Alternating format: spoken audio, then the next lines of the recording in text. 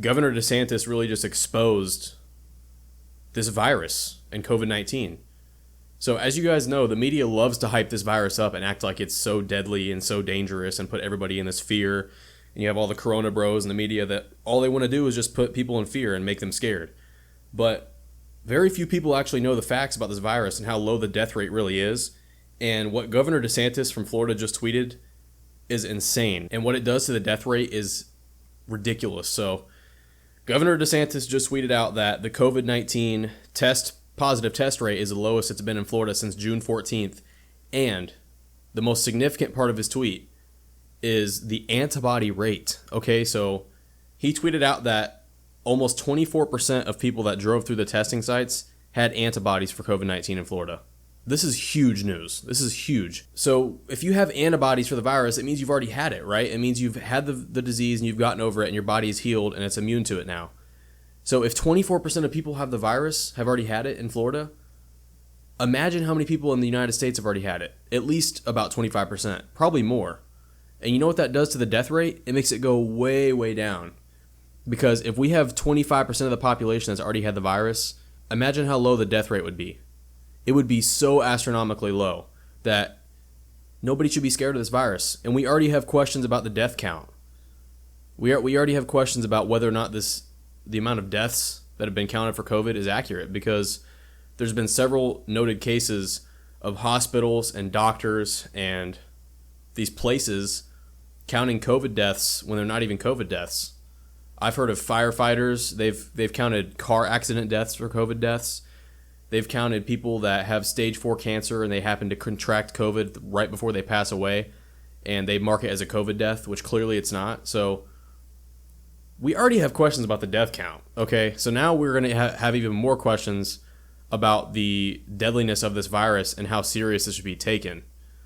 And if this tweet from Governor DeSantis in Florida says anything, it says that this virus is not as deadly as people think it is, especially the media that loves to hype it up like CNN and act like it's going to be the end of the world and want this country to stay locked down for years upon years.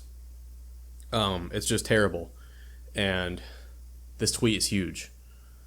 Me personally, I don't think that this virus is that big of a deal. I mean, you have people that have died. It's a shame that people have died from this. But the death rate and the death count is 100% inflated. And if you look at actual studies, I've seen studies that show that the positive survival rate is like 99.97% for the whole entire population. And that includes vulnerable populations. So if you're a healthy person in this country, the real death rate is so freaking low that the chance of you dying if you catch COVID is lower than, getting hit by lightning or something crazy. Like, it's just ridiculous. So I want to see our country open back up. I want to see us return back to normal life like everybody else does, like you guys do, I'm sure. But this tweet is huge. And really what I would like to see is I'd like to see our country get massive amounts of antibody testing, personally. I think that's the most effective way. I think regular testing for COVID is pretty much useless because we have tests that come up positive and they don't even have COVID. They test positive and then the same test shows that they're negative when they get another test. We saw Governor DeWine in Ohio got a COVID test that said it was positive and then it said it was negative. So the tests are like unreliable anyways. And what is testing everybody really going to do? Like, what is that going to show? Because, okay, you're showing people have COVID, but you're not counting if they survive it. You're not counting if it's just asymptomatic. You're not counting any of that. And the real metric by which we could have some useful numbers and results and draw conclusions from would be antibody testing, because that shows how many people have actually survived the virus. And as I said, I think that the number of antibodies and people that have antibodies in this country are so high that if we accurately measure it, it will expose this virus as the death rate being so ridiculously low that we should return back to normal life 100%.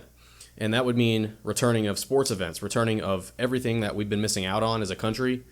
That's what that would mean. And it would be huge. It would just be huge. So let me know what you guys think in the comment section down below.